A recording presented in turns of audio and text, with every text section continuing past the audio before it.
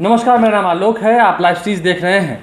बिहार में चुनाव से पहले महागठबंधन में ये क्या हो रहा है, हम बात कर रहे हैं जीतन मांझी की पार्टी हिंदुस्तानी आवाम मोर्चा की। हिंदुस्तानी आवाम मोर्चा का जो चुनाव चिन्ह था टेलीफोन छाप, उसे रद्द कर दिया है चुनाव आयोग ने। और अब हिंदुस्तानी आवाम मोर्चा आज बैठक करने वाली है। कोर कमेटी के ग्रुप के साथ बैठक होगी, जिसमें जीतन मांझी बताया जा रहा है कि बड़ा फैसला ले सकते हैं, महागठबंधन को छोड़ सकते हैं।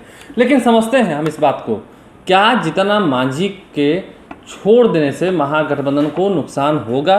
क्योंकि बात हम अगर करें दलित वोट बैंक की, तो दलित वोट बैंक अक्सर कहा जाता है कि आरजेडी और महागठबंधन के साथ रहता है। हम इसलिए भी कह रहे हैं क्योंकि देखिए, माधव आनंद हैं, राष्ट्रीय प्रधान महासचिव हैं रालोसपा के, वो भी अपनी बातों को रख रहे हैं। पहले क्या कुछ करें, जरा सुनिए। बिहार देश का पहला ऐसा राज्य बना जिसने देश को पहला दलित उप प्रधानमंत्री, प्रदेश को पहला दलित मुख्यमंत्री देने का काम किया। बिहार ही ऐसा पहला प्रदेश है जहां जमींदारी उन्मूलन कानून पारित किया गया। उसके बाद उम्मीद जगी थी कि ये दलित समुदाय का सामाजिक और आर्थिक उत्थान होगा, लेकिन इसके बावजूद भी आज दलित महादलित समुदाय की स्थिति जस की तस बनी हुई है। माननीय नीतीश कुमार जी के शासनकाल में तो इन लोगों की घोर उपेक्षाएं हुई है।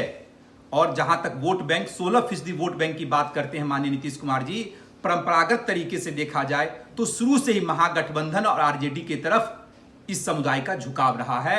और इस बार बिहार विधानसभा में भी ये लोग महागठबंधन के कैंडिडेट को अपना आशीर्वाद देने का काम करेगी। तो आपने सुना माधव आनंद, जो कि राजनीति में भी हैं, अर्थशास्त्री भी हैं और बेहतर तरीके से राजनीति की समझ रखते हैं। ऐसे में उनका भी कहना है कि महागठबंधन और आरजेडी से छिटक कर बीजेपी और एनडीए की ओर दलित वोट बैंक जा ही नहीं सकता है। जहां तक बात रही शुरुआती दिनों से ही, तो शुरुआती दिनों से ही महागठबंधन के लोगों ने दलितों को तरजीह दी है, उनके आवाज़ को उठाया है, चाहे आरक्षण के मुद्दे को लेकर के सड़कों पर उतरना हो या उनकी मांगों को लेकर के धरना देना हो। इन तमाम चीज़ों पर महागठबंधन शुरू से ही दलितों के साथ रहा है। तो क्या ऐसे में जीतन मांझी के जाने से महागठबंधन को कोई नुकसान नहीं होगा?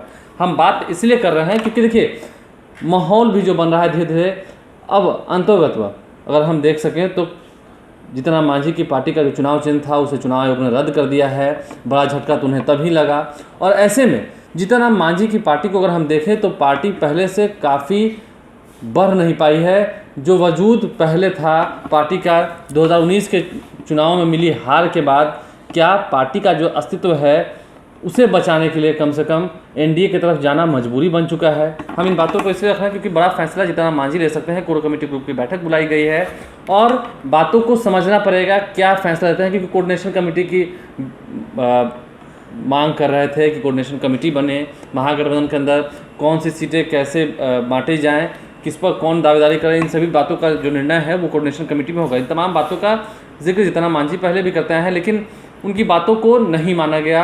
अब तक उनकी बातों को तरजीह नहीं दी गई है। शायद महागठबंधन भी नहीं चाहता हो कि जीतन मांझी उनके साथ रहें। हालांकि महागठबंधन के नेता अक्सर कहते हैं कि महागठबंधन अटूट है। ऐसे में जीतन मांझी क्या आज बड़ा फैसला ले सकते हैं? पहले भी बड़ी बड़ी बैठकें हुई हैं, लेकिन फैसला कुछ हो नहीं पाया है। क्या आज फैसला होगा या पहले की बैठकों जैसा ही अंजाम उसका होगा?